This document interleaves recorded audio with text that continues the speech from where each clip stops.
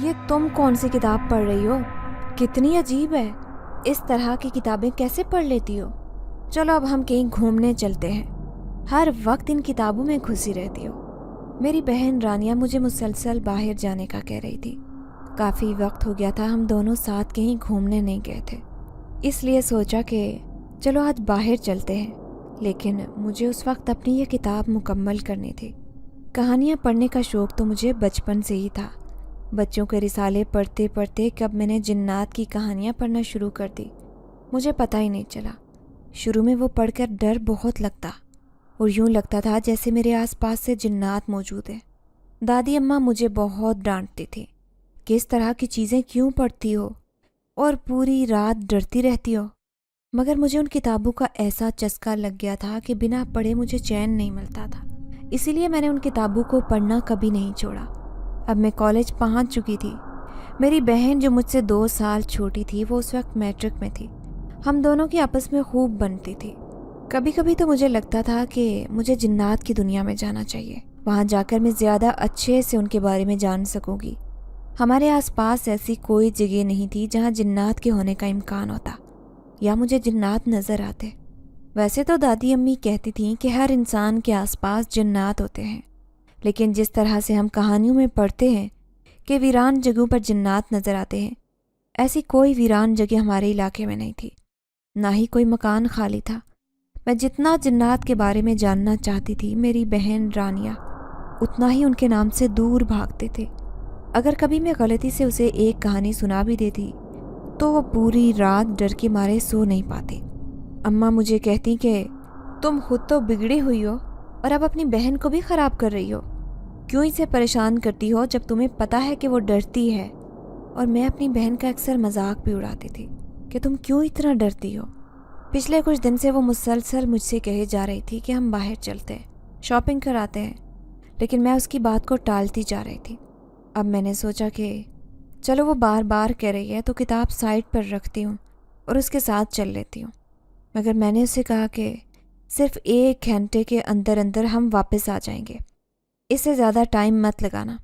میں جانتی تھی جب وہ بازار میں جاتی ہے تو 2-3 گھنٹے تو صرف چیزیں دیکھنے میں ہی ضائع کر دیتی ہے، جو چیز نہیں بھی لینی ہوتی اس میں بھی جا کر گھس جاتی ہے، اسے اچھے سے دیکھتی ہے، اس کی قیمت پوچھتی اور رکھ کر واپس آ جاتی۔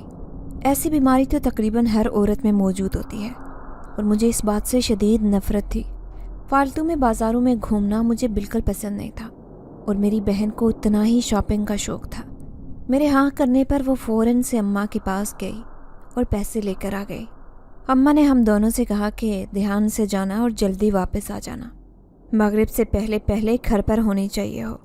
میں نے اماں سے کہا کہ آپ فکر مت کریں، میں ساتھ ہی ہوں نا، میں جلدی واپس لے آؤں گی۔ ہم دونوں گھر سے باہر نکلے اور مین روڈ پر آ گئے۔ رکشہ روکا اور اس میں بیٹھنے کے بعد میری بہن نے رکشے والے سے کہا کہ ہمیں انارکلی بازار اتار دو۔ مجھے غصہ تو بہت آیا، میں سمجھ رہی تھی کہ وہ یہاں پاس میں ہی جا رہی ہے، لیکن اسے انارکلی جانا تھا جو یہاں سے کافی فاصلے پر تھا۔ اب میں کیا کرتی؟ رکشے والے کے سامنے تو اسے بحث نہیں کر سکتی تھی، اس لیے خاموش ہو کر بیٹھ گئی اور وہ مسلسل ہنسے جا رہی تھی اور کہنے لگی، تمہیں کیا لگا تھا کہ میں یہاں پاس میں جاؤں گی؟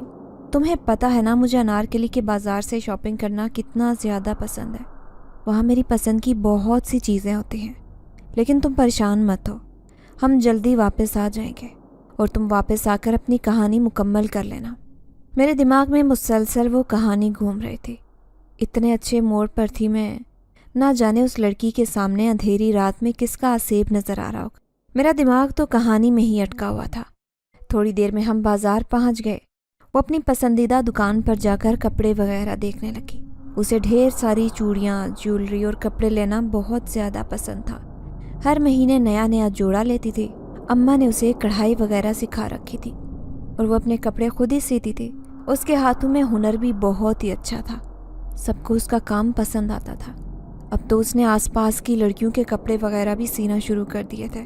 اماں مجھ سے بھی کہتی کہ تم بھی کوئی ہنر سیکھ لو، لیکن میرا دھیان تو کتابوں کے علاوہ کسی چیز میں لگتا ہی نہیں تھا، اور وہ بھی صرف کہانیوں کی کتابوں وغیرہ کی۔ کورس کی کتابیں پڑھنا تو مجھے بالکل پسند نہیں تھا۔ اماں ابا کے کہنے پر میں کالج وغیرہ پڑھ رہی تھی ورنہ میرا اپنا شوق اور رجحان صرف کہانیاں پڑھنے کی طرف تھا۔ کبھی کبھی سوچتی کہ میں ایک اچھی رائٹر بن جاؤں گی اور اپنا نام روشن کروں گی، لیکن پتہ نہیں کیوں جب بھی کچھ لکھنے کے لیے قلم اٹھاتی تو سارے الفاظ غائب ہو جاتے، کچھ بھی سمجھ نہیں آتی تھی کہ کیا لکھوں۔ پھر ایک دن میں نے مان لیا کہ ہر پڑھنے والا لکھاری نہیں بن سکتا۔ لکھنا ایک تخلیقی ہنر اور صلاحیت ہے، اور یہ بہت کم لوگوں میں ہوتی ہے۔ میں شاید صرف پڑھ سکتی ہوں۔ بہرحال میری بہن رانیہ کپڑے وغیرہ دیکھ رہی تھی، تب بھی میری نگاہ بک سٹال پر پڑی۔ میں حسب معمول اور حسب عادت بک سٹال کی طرف چلی گئی۔ وہاں پر اکثر میں آیا کرتی تھی اور کتابیں لیتی تھی۔ کتابیں بیچنے والے بابا جی مجھے جانتے تھے۔ جب بھی مجھے دیکھتے تو مسکرا اٹھتے اور کہتے کہ آج کے دور میں بھی تمہیں کتابوں سے لگاؤ ہے۔ بہت کم لوگوں میں ایسی محبت دیکھنے کو ملتی ہے۔ میں وہیں پتھر پر بیٹھ کر کتاب اٹھا کر اس کے صفحے پلٹنے لگی۔ جب تک میری بہن چیزیں پسند کرتی تب تک میں کچھ نہ کچھ پڑھ لیتی۔ بازار میں گھومنے پھرنے سے بہتر تو یہی کام تھا۔ لوگ میرے آس پاس سے گزرتے تو مجھے عجیب نگاہوں سے دیکھتے کہ یہ کیسی لڑکی ہے، موبائل کے دور میں صرف کتابوں سے لگاؤ رکھتی ہے۔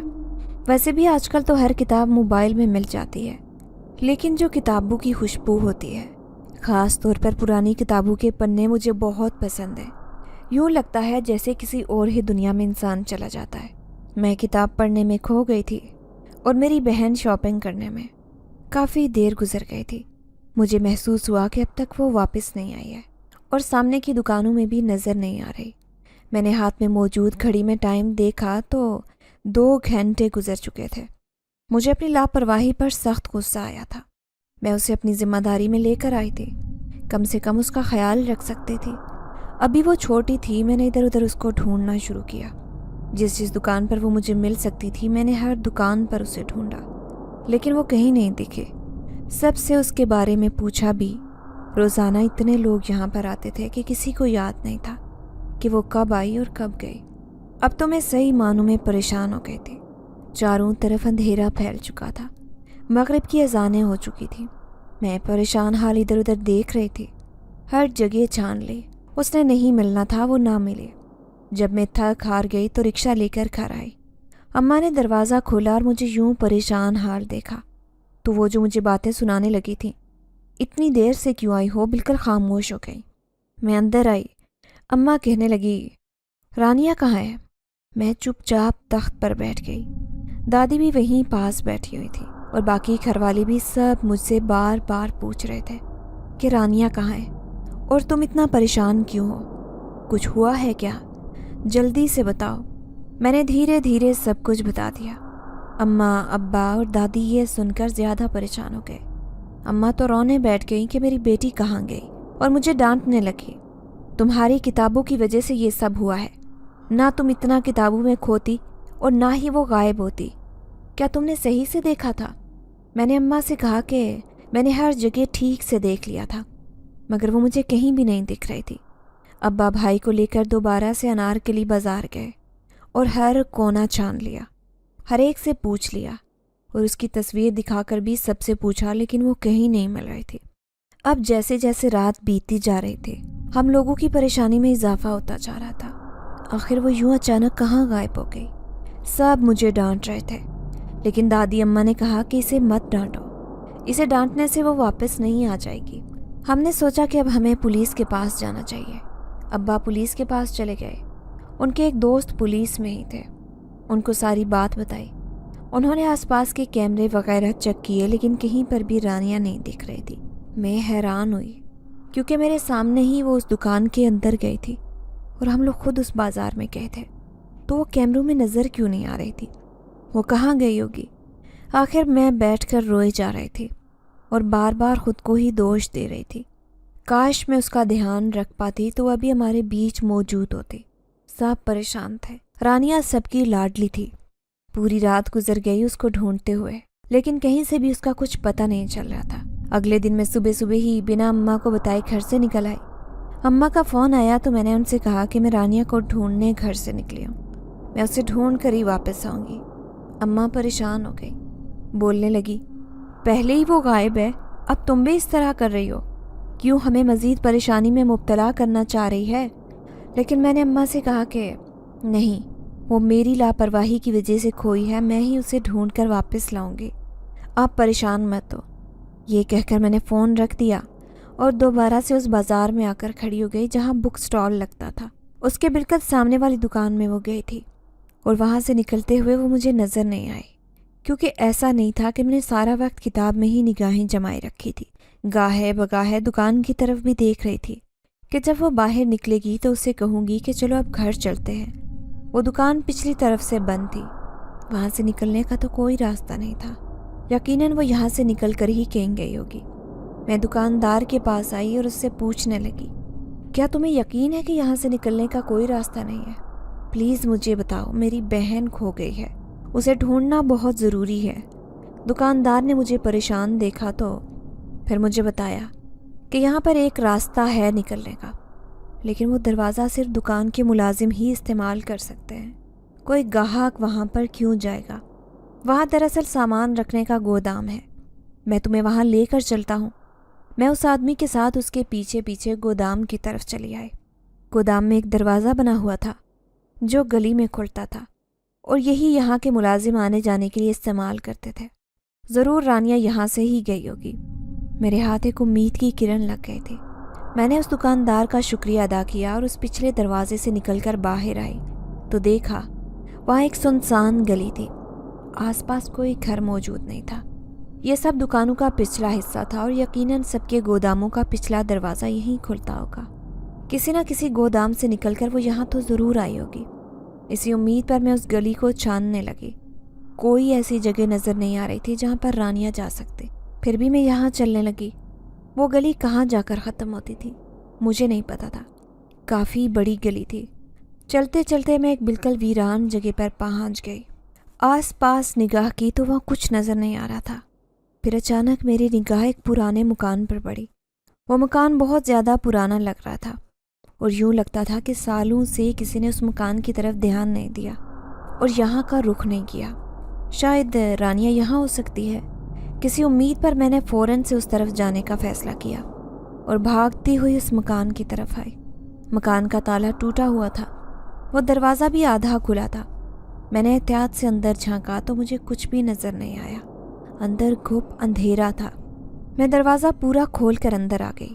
اس کمرے کی بوسیدہ کھڑکیاں کھولیں تو تھوڑی سی روشنی کمرے میں پھیلی۔ صرف ایک کمرے پر مشتمل یہ مکان بہت پرانا تھا، اس کی حالت بہت خستہ تھی۔ میں نے آس پاس نگاہ دوڑائی، مجھے ٹھیک سے کچھ نظر نہیں آ رہا تھا، پھر بھی اندازے سے چلتے چلتے میں ہر کونا دیکھ رہے تھے۔ تبھی میرا پاؤں کسی بھاری چیز سے ٹکرایا۔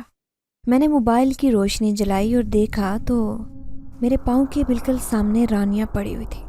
اسے اس حال میں دیکھ کر تو میرا کلیجہ کانپ گیا تھا۔ نہ جانے کیوں وہ یہاں پر آئی اور کس نے اس کا یہ حال کیا ہے۔ اس کے سر سے خون بہہ رہا تھا۔ میں نے فوراً سے سیدھا کیا۔ وہ بے ہوش تھے، پتہ نہیں کتنے گھنٹوں سے اس کی یہ حالت تھی۔ مجھے جلد سے جلد اسے یہاں سے باہر نکالنا تھا۔ آس پاس مجھے پانی بھی نظر نہیں آ رہا تھا کہ میں اس کے چہرے پر ڈالتی اور اسے ہوش میں لانے کی کوشش کرتی۔ ابھی میں اسے اٹھا کر باہر لے جانے ہی والی تھی کہ گھر کا دروازہ خود بخود بند ہو گیا۔ دروازہ بند ہونے کی آواز پر میں نے مڑ کر دیکھا تو وہاں پر کوئی بھی نہیں تھا۔ پھر یہ دروازہ خود سے کیسے بند ہو گیا؟ اور جو کھڑکیاں میں نے کھولی تھیں وہ بھی ایک ایک کر کے بند ہوتی جا رہی تھی۔ یہ کیسے ممکن ہے؟ میں رانیہ کی حالت سے پہلے ہی بہت پریشان تھی۔ آخر یہ سب چل کیا رہا ہے؟ میں نے موبائل اٹھایا اور سوچا کہ گھر پر کال کر کے کسی سے مدد مانگتی ہوں، لیکن وہاں تو سگنل ہی نہیں آ رہے تھے۔ تھوڑی دیر پہلے تو میرے سگنل بالکل ٹھیک تھے، اب اچانک سے کیا ہو رہا ہے؟ رانیہ کی حالت اتنی خراب تھی کہ اسے فوراً ہسپتال لے جانا بے حد ضروری تھا، اور میں یہاں پھنس کر رہ گئی تھی۔ مجھے اپنی پڑھی ساری کہانیاں یاد آ رہی تھی، وہ ساری کہانیاں جو میں کتابوں میں پڑھا کرتی تھی، جن میں جنات کے بارے میں بتایا ہوتا تھا۔ ایسی ہی ویران جگہ ہوتی، ہمیشہ مجھے ایسی جگہوں پر جانے کا شوق رہا تھا، لیکن اب میں جب یہاں پھنس گئی تھی تو جلد سے جلد یہاں سے نکلنا چاہتی تھی۔ اس ویران جگہ کو دیکھ کر مجھے خوف آ رہا تھا۔ کہانیوں میں یہ سب پڑھنا تو بہت آسان ہے، لیکن حقیقت میں اس کا سامنا بہت مشکل۔ میرا دل تیزی سے دھڑک رہا تھا۔ میں نے رانیہ کو ہوش میں لانے کی کوشش کی، لیکن خون زیادہ بہہ جانے کی وجہ سے وہ بے ہوش تھے۔ میں نے اپنے دوپٹے کا کونا پھاڑا اور اس کے زخم پر باندھ دیا۔ تاکہ مزید خون نہ بہے۔ میں اٹھ کر دروازے کی طرف آئی اور اسے کھولنے کی کوشش کی، لیکن وہ کھل نہیں رہا تھا۔ تھک ہار کر میں وہیں بیٹھ گئی۔ پھر خیال آیا کہ زور زور سے چلاتی ہوں، ہو سکتا ہے پاس سے اگر کوئی گزر رہا ہو تو اسے میری آوازیں سنائی دیں، وہ ہمیں یہاں سے باہر نکال لے۔ لیکن ایسا نہیں ہوا۔ میرے چلانے کا کوئی فائدہ نہیں ہوا، نہ ہی رانیہ ہوش میں آ رہی تھی۔ تھوڑی دیر بعد یہ سب کچھ ختم ہو گیا۔ میں اٹھ کر گئی اور دروازہ کھولا تو وہ بآسانی کھل گیا۔ نہ جانے کتنے گھنٹے میں اس گھر میں پھنسی رہی۔ بہن کو ہسپتال لے کر گئی اور ابا کو فون کر کے بتایا کہ وہ 2 دن بے ہوش رہی۔ اس کے بعد جب سے وہ ہوش میں آئی تھی تو اس نے مجھ سے کہا کہ میں تمہیں سب کچھ بتاتی ہوں۔ مجھے کوئی اٹھا کر اپنے ساتھ لے گیا تھا اور اس مکان میں جا کر پھینک دیا۔ اس نے میرے سر پر زخم کیا اور میرا خون پینا شروع کر دیا۔ مجھے ادھر سے عجیب عجیب آوازیں آ رہی تھیں اور ایسا محسوس ہو رہا تھا کہ جیسے وہاں پر کوئی جنات موجود ہے۔ وہ کون تھا؟ میں اسے دیکھ نہیں پائی۔ پلیز میری مدد کرو، وہ مجھے نقصان پہنچائیں گے۔ میں اماں ابا کو یہ بات نہیں بتا سکتی تھی۔ بہن کی باتیں سن کر مجھے اندازہ ہوا کہ وہ مکان آسیب زدہ تھا۔ یہ جان کر تو میری حالت خراب ہو گئی اور میں کئی گھنٹوں سے زیادہ مکان میں اپنی بے ہوش بہن کے ساتھ پڑی رہی۔ رانیہ نے جو مجھے بتایا، اس نے اس بات کی تصدیق کر دی تھی کہ وہاں ضرور جنات ہیں اور وہ جنات اپنے غلط مقاصد کے لیے اسے وہاں لے کر گئے تھے۔ اگر میں وہاں وقت پر نہ پہنچتی تو نہ جانے وہ اس کے ساتھ کیا کرتے تھے۔ اس دن کے بعد سے میری بھوک پیاس سب اڑ گئی تھی۔ میں دن رات بیٹھ کر جنات کے بارے میں ہی جاننے کی کوشش کرتی۔ مجھے ڈر تھا کہ وہ جنات دوبارہ سے رانیہ کو اپنے ساتھ لے جانے کی کوشش کریں گے، مگر یہ سب میں اسے نہیں بتا سکتی تھی اور نہ ہی گھر والوں کو۔ اگر انہیں بتا دیتی تو وہ مجھے ہرگز بھی اس آسیب زدہ مکان میں دوبارہ نہ جانے دیتے اور میں اس کے پیچھے چھپے راز کو جاننا چاہتی تھی۔ میرا تجسس بڑھتا جا رہا تھا۔ خوفزدہ تو میں بہت تھی، لیکن مجھے اس راز سے پردہ اٹھانا ہی تھا۔ سب سے پہلے تو مجھے یہ بات جاننی تھی کہ وہ مکان کس کا تھا اور کتنا پرانا تھا، وہاں پہلے کون رہتا تھا اور ایسا کیا ہوا تھا جو اس مکان کو چھوڑنا پڑا۔ اب اس کے مالکان کہاں پر ہیں؟ اور اس سب کے لیے مجھے اپنی ایک پرانی دوست کی مدد چاہیے تھی۔ وہ تھوڑی عجیب تھی لیکن اچھی دوست تھی، کافی پراسرار بھی تھی۔ اس کے بارے میں بہت زیادہ تو نہیں جانتی تھی کیونکہ اسے اپنے بارے میں بات کرنا پسند نہیں تھا۔ وہ ایک سنسان سے علاقے میں رہتی تھی۔ میری بچپن کی دوست تھی۔ اسکول میں اس سے دوستی ہوئی تھی، لیکن اماں کو پسند نہیں تھا کہ میں ایسی عجیب و غریب لڑکی سے دوستی رکھوں، اسی لیے آہستہ آہستہ اس سے بات چیت کرنا کم کر دیا تھا۔ حالانکہ اسکول میں وہ صرف مجھ سے ہی بات کرتی تھی، باقی کسی لڑکی کی اس سے بالکل نہیں بنتی تھی۔ لڑکیاں ویسے بھی اس سے دور بھاگتی تھی۔ بعد میں اسے پراسرار حرکتوں کی وجہ سے اسکول سے نکال دیا گیا تھا۔ صرف میں تھی جو اس پر بھروسہ کرتی۔ لوگوں کا کہنا تھا کہ وہ کچھ غلط کام کرتی ہے۔ کچھ لوگ تو اس پر جادو ٹونے کا الزام بھی لگاتے تھے۔ بہتر تھا کہ میں اس وقت اسی سے مدد لیتی۔ جنات کے بارے میں جتنا وہ جانتی تھی شاید ہی میرے آس پاس رہنے والا کوئی انسان اتنا نہیں جانتا تھا۔ ایک دن میں نے اماں سے کہا کہ مجھے کالج کی دوست سے ملنے جانا ہے، بہت ہی اہم کام ہے۔ ہمارے ویسے بھی امتحانات ہونے والے تھے، اس لیے میں نے بہانہ بنا دیا۔ تو اگر اماں کو پتہ چلتا کہ میں اپنی اس پرانی دوست سے ملنے جا رہی ہوں تو وہ مجھے گھر سے ہی نہ نکلنے دیتی۔ میں نے اماں سے یہ بھی بولا کہ تھوڑا ٹائم لگ جائے گا واپس آنے میں، کیونکہ اس کا گھر یہاں سے تھوڑے فاصلے پر ہے۔ اماں نے کہا ٹھیک ہے۔ رانیہ کی وجہ سے اماں پہلے ہی پریشان تھی، اس لیے اماں نے مجھے ہدایات دی کہ اپنا دھیان رکھنا اور وقت سے پہلے واپس آ جانا۔ اماں کو خوب تسلی کروا کر میں گھر سے نکل آئی۔ روڈ پر آ کر رکشہ لیا اور اسے ایک ایڈریس سمجھایا۔ ایڈریس سن کر وہ پریشان ہو گیا اور بولنے لگا، نہیں بی بی جی، میں اس جگہ پر نہیں جاؤں گا۔ کچھ دن پہلے میں ایک سواری لے کر اسی علاقے میں گیا تھا۔ اس رات میرے ساتھ بہت ہی برا ہوا تھا۔ میں نے سنا ہے وہاں پر جنات کا سایہ ہوتا ہے۔ میں ہرگز اس علاقے میں نہیں جا سکتا۔ آپ کسی اور کے ساتھ چلی جاؤ۔ مجھے غصہ تو بہت آیا اور میں نے اس کو زیادہ پیسوں کا لالچ بھی دیا، لیکن وہ نہیں مانا۔ پھر میں کافی دیر وہاں کھڑی رہی۔ کوئی بھی رکشے والا وہاں جانے کو تیار نہیں تھا۔ ویسے بھی یہ رکشے والے ایک دوسرے کو جانتے تھے۔ کوئی بھی واقعہ ہوتا تو فوراً سے آ کر سب کو بتا دیتے اور سب میں خوف پھیل جاتا۔ اب میں کیا کرتی؟ کیسے جاتی؟ اگر بس سے جاتی تو کافی ٹائم لگ جاتا۔ ناچار مجھے بس میں ہی چڑھنا پڑا۔ میں دل ہی دل میں دعا کر رہی تھی کہ وہ لڑکی وہیں پر رہتی ہو، اس نے گھر نہ بدلا ہو ورنہ اسے ڈھونڈنا بہت مشکل ہو جائے گا، کیونکہ میرے پاس اس کا کوئی رابطہ نمبر بھی نہیں تھا۔ اس کے صرف گھر کا پتہ تھا۔ وہ ایڈریس میں نے نہ جانے اب تک کیوں سنبھال کر رکھا ہوا تھا اور آج میرے کام آ رہا تھا۔ مجھے یہاں سے 3 بسیں بدل کر وہاں جانا تھا اور اس سب میں مجھے تقریباً 2 گھنٹے لگ گئے تھے۔ بس ویسے بھی جگہ جگہ رکتی ہے اور مسافروں کو اتارتی ہے اور پھر بس سٹاپ پر کھڑے ہو کر دوسری بس کا انتظار کرنا، اس سب میں کافی ٹائم ضائع ہو رہا تھا۔ آخر کار میں اسی علاقے میں پہنچ گئی اور آج بھی ویسا ہی سنسان علاقہ تھا۔ میں صرف ایک بار اپنی دوست کے ساتھ یہاں پر آئی تھی اور اس کے گھر کے اندر نہیں گئی تھی۔ اسے کچھ کام تھا، اس نے اپنے نوٹس وغیرہ اٹھائے اور ہم واپس آ گئے تھے۔ یہ بات اماں کو نہیں بتائی میں بنا بتا ہی آئی تھی۔ خیر، آج میں جھوٹ بول کر آئی ہی تھی۔ وہاں 3-4 مکان ایک لائن میں بنے ہوئے تھے۔ ان میں سے اس کا مکان کون سا تھا مجھے ٹھیک سے یاد نہیں تھا، کیونکہ سارے مکانوں کا رنگ ایک ہی جیسا تھا۔ میں نے سوچا میں ایک ایک مکان کا دروازہ بجا کر دیکھوں گی کہ وہ کس مکان میں ہے۔ دل ہی دل میں دعائیں مانگ رہی تھی کہ وہ ادھر ہی مل جائے۔ پہلے مکان کا دروازہ بجایا تو ایک بوڑھی عورت نے دروازہ کھولا۔ میں نے اس لڑکی کا نام بتایا تو وہ کہنے لگی کہ نہیں، میں اس نام کی کسی بھی لڑکی کو نہیں جانتی، تم باقی گھروں سے پوچھ لو، میں یہاں نئی شفٹ ہوئی ہوں۔ تیسرے گھر میں مجھے وہ لڑکی مل ہی گئی آخر کار۔ میں نے دروازہ بجایا تو اسی نے دروازہ کھولا۔ اسے میں پہچان نہیں پا رہی تھی، پہلے سے زیادہ موٹی ہو چکی تھی، لیکن اس نے مجھے فوراً سے پہچان لیا تھا۔ کہنے لگی، ارے زباریہ، یہ تم ہو؟ کتنے عرصے بعد آئی ہو؟ آؤ اندر آؤ، گھر پر کوئی نہیں ہے، میں اکیلے ہی رہتی ہوں۔ شکر تھا کہ وہ مجھے یہاں مل گئی تھی۔ میں اس کے ساتھ اندر آئی۔ اس کا گھر بہت ہی زیادہ خوفناک دکھ رہا تھا۔ پورے گھر میں اس نے اندھیرا کر رکھا تھا۔ میں نے اسے کہا کہ روشنی جلاؤ تاکہ میں کچھ دیکھ پاؤں، کچھ نظر نہیں آ رہا۔ اس نے لائٹس جلائی، وہ مجھے بٹھا کر اندر چلی گئی۔ تھوڑی دیر بعد واپس آئی تو اس کے ہاتھ میں پانی تھا۔ میں نے پانی وغیرہ پیا اور اس کا شکریہ ادا کیا۔ اس سے کہا کہ میں تمہیں ڈھونڈ رہی تھی، مجھے ڈر لگ رہا تھا کہ کہیں ایسا نہ ہو کہ تم یہاں ملو ہی نہ، لیکن تمہارا پتہ میں نے اب تک سنبھال رکھا تھا۔ وہ میری بات سن کر کہنے لگی، میرا گھر یہی ہے، مجھے یہیں رہنا ہے، میں نے کہاں جانا ہے۔ گزرے سالوں میں میرے دادا جی کا انتقال ہو گیا، انہی کے ساتھ میں یہاں رہا کرتی تھی۔ اب بالکل اکیلی پڑ گئی ہوں، زیادہ باہر بھی نہیں جاتی، پڑھائی بھی چھوڑ دی ہے۔ تم جانتی ہی ہو کہ مجھے اسکول میں کوئی پسند نہیں کرتا تھا، ایک تم ہی تھی جس سے میری دوستی تھی۔ تمہیں اکثر یاد کرتی تھی، لیکن تمہارا رابطہ نمبر میرے پاس نہیں تھا اور نہ ہی تمہارے گھر کا پتہ۔ تم بتاؤ کیسے آنا ہوا، اتنے سالوں بعد آئی ہو تم؟ مجھے بہت خوشی ہو رہی ہے۔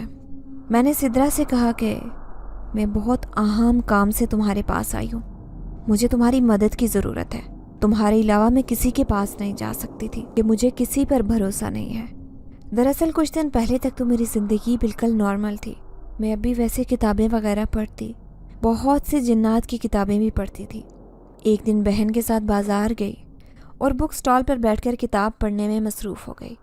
وہ کافی دیر گزر جانے کے بعد بھی واپس نہیں آئی۔ اندر شاپنگ کے لیے گئی تھی۔ میں نے پورا بازار چھان مارا، مجھے نظر نہیں آئی۔ روتے روتے میں گھر واپس آئی، اماں ابا کو سب کچھ بتایا۔ پوری رات اسے ڈھونڈتے رہنے کے بعد بھی اس کا کوئی سراغ نہیں مل رہا تھا۔ اب تو مجھے لگ رہا تھا کہ یہ سب میری وجہ سے ہوا ہے۔ اگلے دن میں اسے ڈھونڈتے ڈھونڈتے خالی مکان میں پہنچی۔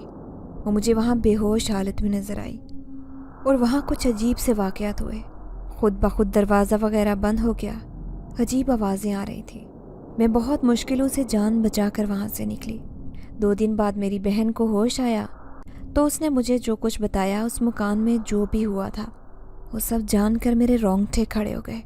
ابھی میں گھر والوں سے چھپ کر یہاں آئی ہوں، کیونکہ میں جانتی تھی کہ اس معاملے میں صرف تم میری مدد کر سکتی ہو۔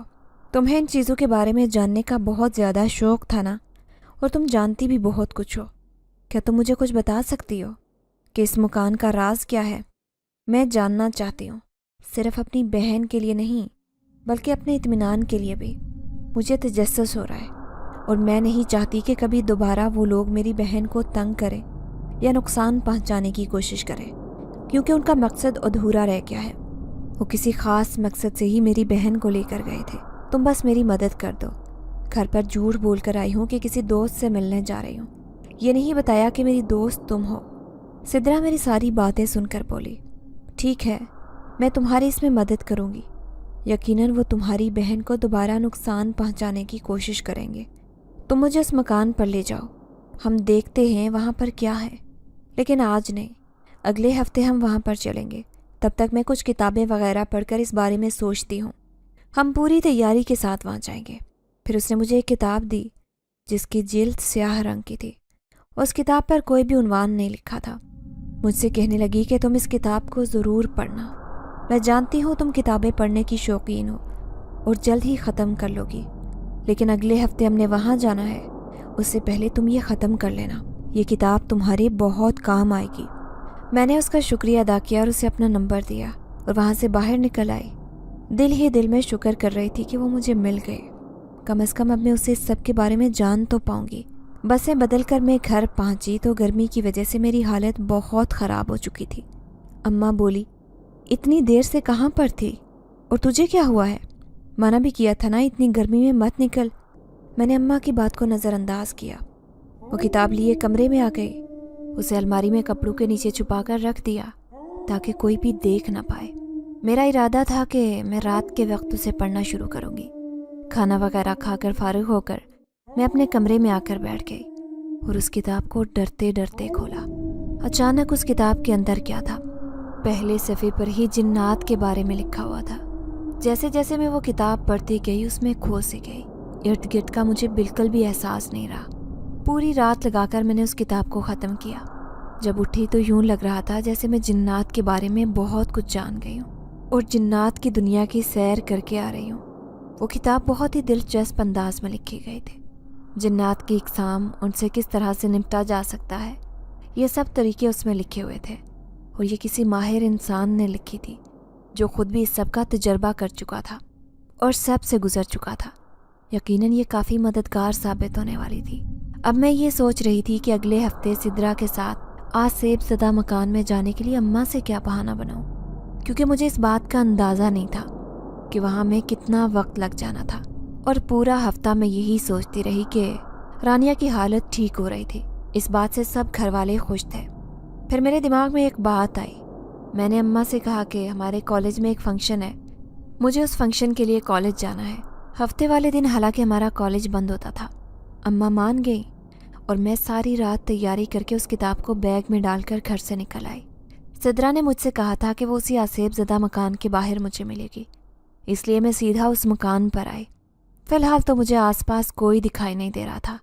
تقریباً 15 منٹ کے بعد سدرا آتی مجھے دکھائی دینے لگی، کہنے لگی، تم نے وہ کتاب مکمل کی ہے؟ میں نے ہاں میں سر ہلایا۔ آج بھی اس مکان کا تالا ٹوٹا ہوا تھا، دروازہ آدھا کھلا تھا۔ ہم اندر داخل ہوئے، ویسے بھی گھپ اندھیرا چھایا ہوا تھا، جیسے جب میں پہلی بار آئی تھی تب تھا۔ ہمارے ہاتھ میں وہ ٹارچ تھی جو ہم نے جلا کر اس مکان کا جائزہ لینا شروع کیا۔ سدرا نے مجھے بتایا میں نے پورا ہفتہ اس مکان کے بارے میں ریسرچ کی ہے۔ یہ مکان ایک بوڑھی عورت کا تھا اور ان لوگوں کا کہنا تھا کہ آخری وقت میں اس بوڑھی عورت پر جنات کا سایہ ہو گیا تھا۔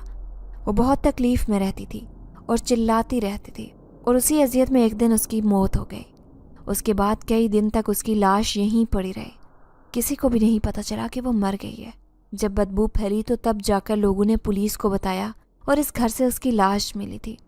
آس پاس کے لوگوں میں خوف پھیل گیا کہ کوئی بھی اس گھر کے قریب نہیں آتا تھا۔ ویسے بھی یہ مکان ویرانے میں بنا ہوا تھا۔ لوگوں کا کہنا تھا کہ یہاں پر آسیب رہتے ہیں۔ پولیس نے اس مکان پر تالا لگا دیا۔ اس عورت کا کوئی وارث نہیں تھا اور نہ ہی کوئی خاندان والا آیا تھا۔ یوں لگتا تھا جیسے وہ لاوارث عورت ہے۔ یہ کیس تو بند ہو گیا، لیکن ہر کچھ دن بعد کوئی نہ کوئی لڑکی غائب ہوتی، اور سننے میں یہ آتا ہے کہ اس گھر سے بے ہوش حالت میں ملتی ہے۔ تمہاری بہن انہی لڑکیوں میں سے ایک تھی جنہیں زبردستی یہاں لایا جاتا تھا۔ ہم نہیں جانتے کہ ان کے ساتھ کیا کیا جاتا ہے۔ کچھ لوگ تو یہ بھی کہتے ہیں کہ یہاں پر اس عورت کی روح بھٹکتی ہے اور وہ اپنی موت کا بدلہ لینا چاہتی ہے۔ خیر، اتنا تو مجھے بھی اندازہ ہو گیا تھا کہ یہاں پر کوئی جنات وغیرہ رہتے ہیں جو نیک بالکل بھی نہیں ہیں۔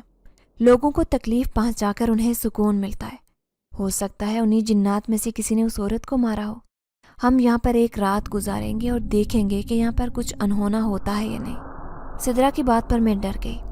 میں نے کہا، یہاں پر میں رات کو نہیں رک سکتی، اماں ابا مجھے مار ڈالیں گے۔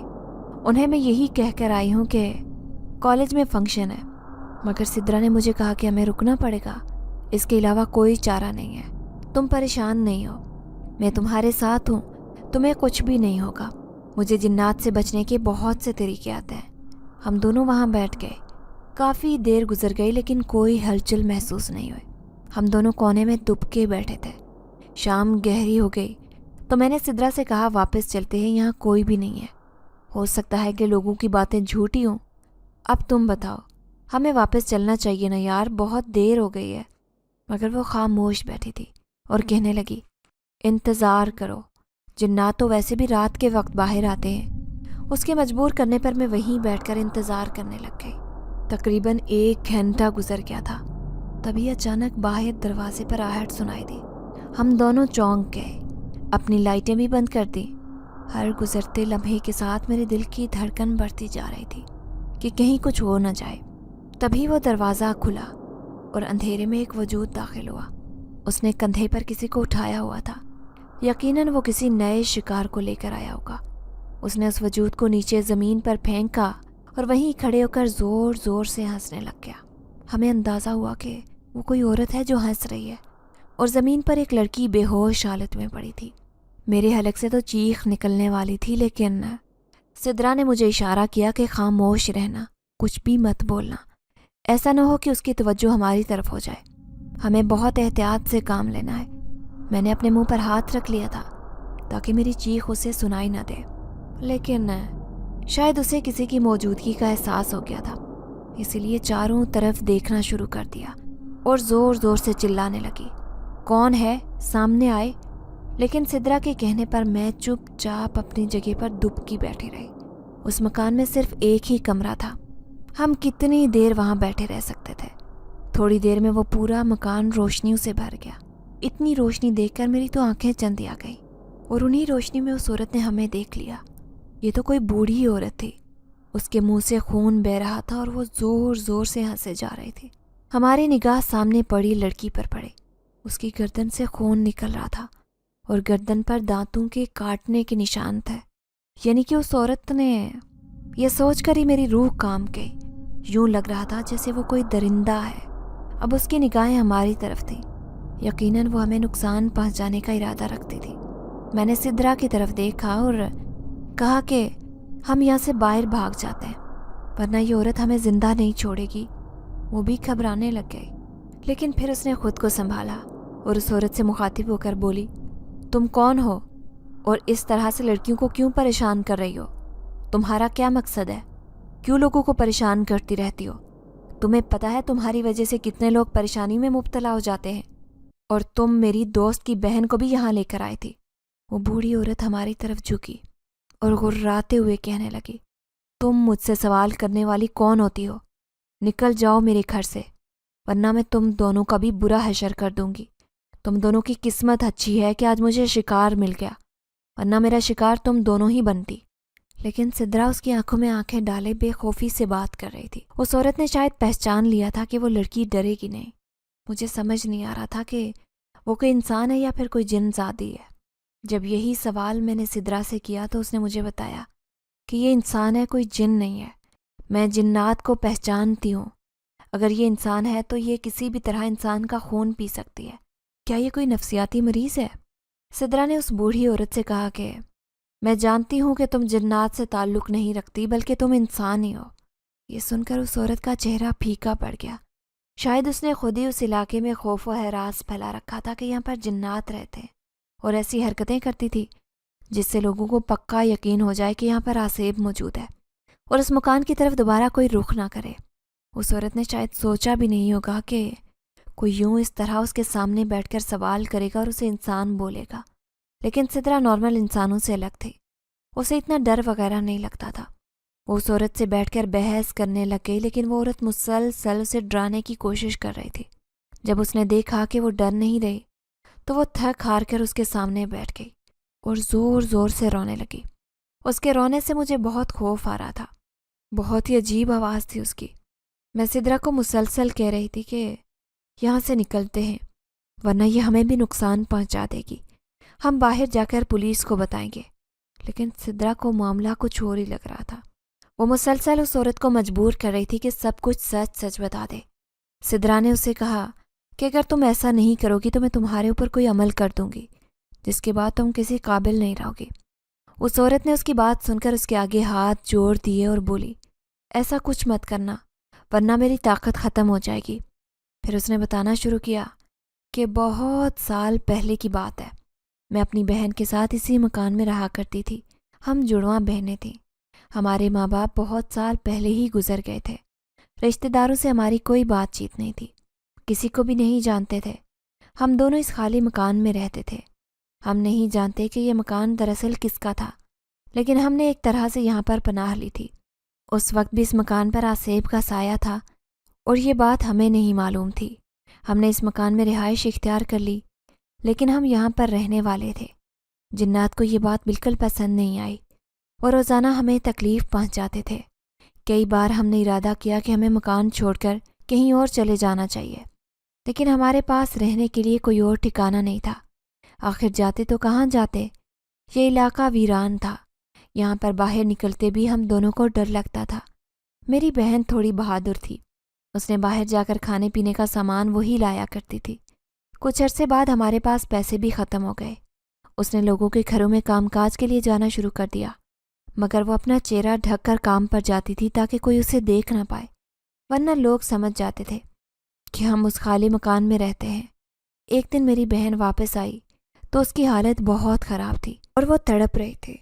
اس کے چہرے اور گردن سے خون بہہ رہا تھا۔ اس کی حالت دیکھ کر میں پریشان ہو گئی اور اس کی مرہم پٹی کی۔ جب وہ ہوش میں آئی تو اس نے مجھے بتایا کہ راستے میں اس کا سامنا بہت ہی عجیب و غریب مخلوق سے ہوا تھا اور وہ بار بار اس کا راستہ روک کر کہہ رہا تھا کہ ہمارا مکان خالی کر دو، وہ ہماری جگہ ہے۔ ہم دونوں سمجھ گئے کہ اس مکان میں رہنے والے جنات ہی ہمیں بار بار پریشان کر رہے ہیں۔ اب تو انہوں نے میری بہن پر حملہ بھی کر دیا تھا۔ مجھے اپنی بہن سے بہت پیار تھا۔ میں یہ بات برداشت نہیں کر پائی اور مکان کے ایک حصے کو توڑنا شروع کر دیا۔ بہن نے منع کیا کہ ایسا مت کرو ورنہ جنات ناراض ہو جائیں گے، اپنے آپ کو مشکل میں مت ڈالو، لیکن مجھے بہت زیادہ برا لگ رہا تھا۔ اگلے کئی دن تک میری بہن کی حالت خراب رہی۔ جیسے جیسے اس کی عمر ہوتی جا رہی تھی وہ بیمار پڑتی جا رہی تھی۔ وقت سے پہلے ہی بوڑھی نظر آنے لگی۔ لوگوں کو نہیں پتا تھا کہ اس گھر میں 2 عورتیں رہتی ہیں۔ سب یہی سمجھتے تھے کہ ایک ہی عورت رہتی ہے۔ ہم دونوں چونکہ جڑواں تھیں اسی لیے ایک دوسرے سے بہت زیادہ ملتی تھیں۔ کوئی ہمیں پہچان نہیں سکتا تھا۔ میں گھر سے ویسے بھی باہر نہیں جاتی۔ جنات نے میری بہن کے جسم پر قبضہ کر لیا اور بہت زیادہ تکلیف دینے لگے، جس کی وجہ سے وہ چلاتی رہتی تھی۔ ایک دن اسی اذیت میں اس کی موت ہو گئی۔ اس کی موت میری آنکھوں کے سامنے ہوئی تھی۔ جنات نے اسے مار کر اس کے جسم سے سارا خون پی لیا تھا۔ یہ منظر دیکھ کر تو میں خوف سے کانپ گئی تھی۔ میری بہن کی موت کے بعد بھی جنات مجھ پر حاوی ہو گئے اور جو مجھ سے دل کرواتا کر لیتے۔ انہوں نے مجھ سے شرط رکھی تھی کہ اگر میں زندہ رہنا چاہتی ہوں تو روزانہ ایک لڑکی لے کر آؤں اور اس کا خون پیوں۔ دراصل میرا خون پینے سے ان جنات کو فائدہ پہنچتا ہے اور ان کی طاقت بڑھتی ہے اور میں بھی زندہ رہ پاتی ہوں۔ اپنی بہن کی دردناک موت میں نے اپنی آنکھوں سے دیکھی تھی اور میں ایسی موت مرنا نہیں چاہتی، اسی لیے مجبوری سے یہ کام کر رہی ہوں۔ اس مکان سے دور نہیں جا سکتی۔ بہت بار کوشش کی، جہاں بھی جاتی ہوں یہ لوگ میرے پیچھے آ جاتے ہیں۔ اس لڑکی کی داستان سن کر ہم بہت پریشان ہو گئے کہ وہ عورت کتنی زیادہ تکلیف میں ہے۔ میں نے سدرا سے کہا کہ ہمیں ضرور اس کی مدد کرنی چاہیے۔ سدرا اس عورت کو لے کر اپنے ساتھ گھر کی طرف چل پڑی۔ اس نے کہا کہ میرے دادا جان بہت سے جنات کے بارے میں جانتے ہیں اور بہت سے جنات ان کے شاگرد رہ چکے ہیں۔ تمہیں پریشان ہونے کی ضرورت نہیں ہے، وہ ضرور ہماری مدد کریں گے۔ جہاں پر برے جنات ہوتے ہیں وہاں اچھے بھی ہوتے ہیں۔ وہ عورت کچھ دن تک اس کے گھر میں رہی، لیکن جنات کا سایہ اس کے اوپر سے ختم نہیں ہوا تھا۔ نہ جانے سدرا اپنے کمرے میں بند کیا کر رہی تھی۔ میں گھر واپس آئی تو اماں سے خوب ڈانٹ پڑی کہ تم کہاں تھی، لیکن میں نے انہیں بہانہ بنا دیا کہ فنکشن بہت دیر سے ختم ہوا تھا۔ اگلے دن دوبارہ سے سدرا کے گھر آئی۔ وہ اگلے 4-5 دن تک کوئی عمل کرتی رہی۔ آہستہ آہستہ اس عورت کے اوپر سے جنات کی طاقت ختم ہوتی گئی اور ایک دن وہ بالکل ہی لاچار ہو گئی اور لاغر ہو گئی۔ اسے خون نہیں مل رہا تھا۔ سدرا نے اسے ہاتھ باندھ کر رکھا تھا کہ وہ خون کی پیاس میں کسی کو نقصان پہنچا نہ جائے۔ پورا 1 ہفتہ گزر گیا تھا۔ جنات کا سایہ اس کے اوپر سے جیسے ہی ختم ہوا تو وہ بالکل بے جان ہو گئی۔ ہمیں لگا کہ شاید کچھ وقت کے لیے ایسی ہوئی ہوگی، لیکن پھر ہمیں محسوس ہوا کہ اس کی تو سانسیں ہی نہیں چل رہی تھیں۔ یہ دیکھ کر ہم دونوں پریشان ہو گئے۔ سدرا ایک ڈاکٹر کو جانتی تھی۔ جب اسے وہاں لائی تو اس نے بتایا کہ یہ عورت تو کئی سال پہلے ہی مر چکی ہے۔ تم لوگ اسے کہاں سے لائے ہو؟ اس کی بات نے تو ہم دونوں کے رونگٹے کھڑے کر دیے۔ یعنی کہ اس گھر میں موجود اس عورت نے ہم سے جھوٹ کہا تھا۔ دراصل اس کی کوئی بہن نہیں تھی اور وہ کئی سال پہلے خود ہی مر چکی تھی۔ اب ایک جن زادی اس کے جسم میں اس عورت کے روپ میں لڑکیوں کا خون پیتی تھی۔ یہی سچ تھا۔ ہم نے ایک ویرانے میں جا کر اس عورت کو دفنا دیا۔ یہ سب بہت ہی خوفناک تھا۔ دوبارہ کبھی ہم نے اس خالی مکان کا رخ نہیں کیا اور نہ ہی اس بات کا ذکر کسی سے کیا۔